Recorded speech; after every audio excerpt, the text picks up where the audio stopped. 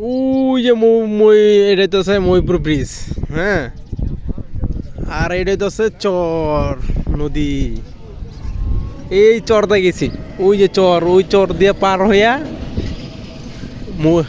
মহিষ খোঁচা গেছি। মহিষ খোঁচা থেকে ওদিকটা অনেক ঘুরে ঘুরে অনেক, মানে কি কমু, অনেক বড় আয়তন, দেখার মতো বড় জায়গা। আর এগুলো সব বালু, আর এখন দিয়ে সব আবাদি হয়েছে। হাই রে হাসান, এই জায়গাটা কি আছিল দেখছস? আর এখন কি হয়েছে?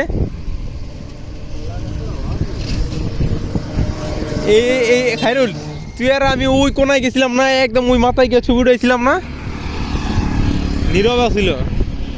আর এডি তো ভাবি নেই যে না আবাদ হইব। দেখছস কি হয়েছে?